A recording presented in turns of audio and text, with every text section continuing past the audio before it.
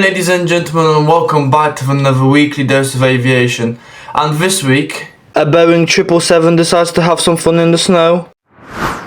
Two airlines decide to become one airline. And a Dreamliner decides to eat some luggage. So firstly, we start off with Aviation buying Sun Express for an estimated price of $1.5 billion, which no one understands why.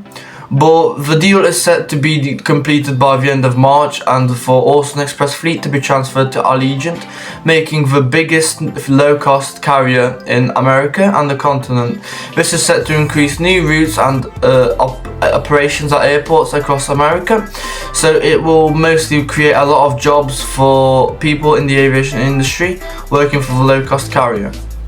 Next up, we move on to a Boeing 777 cargo that was flying from Hong Kong to Budapest.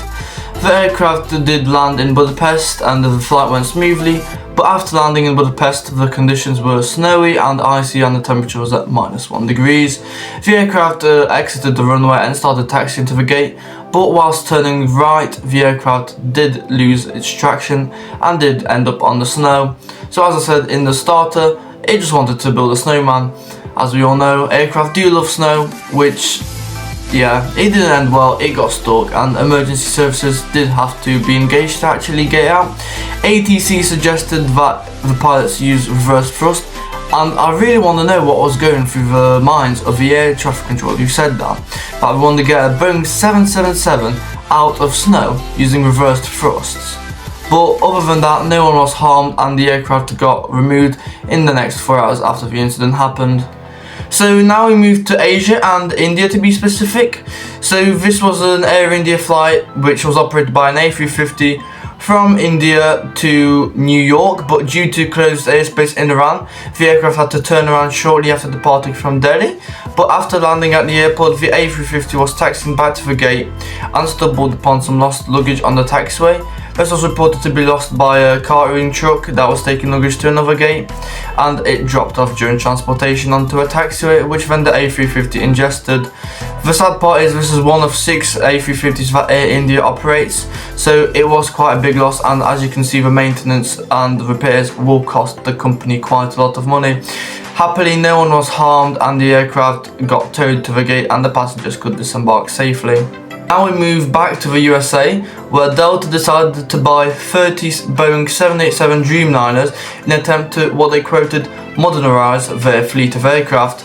And I mean, they've got some modern aircraft and they're one of the biggest operators in America.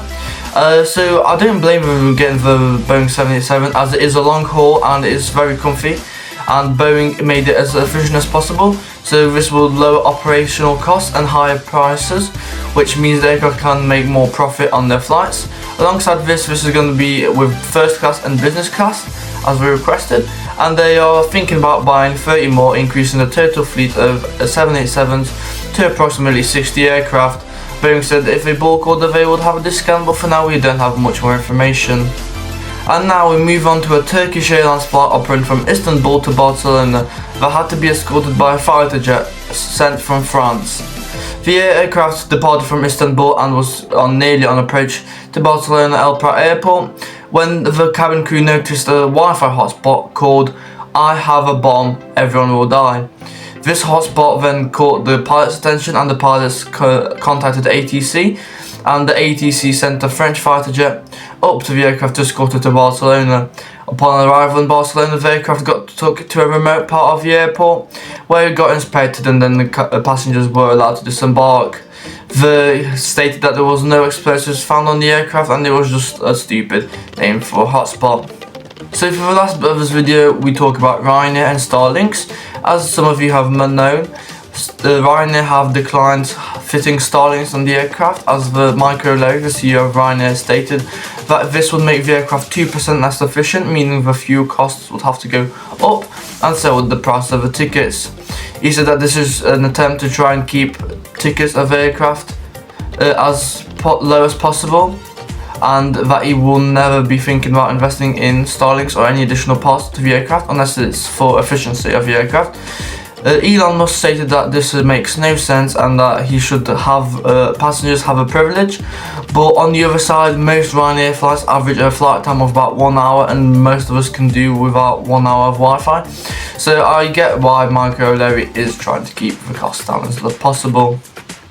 Anyways, ladies and gentlemen, thank you for watching, and I hope you have enjoyed this weekly dose of aviation.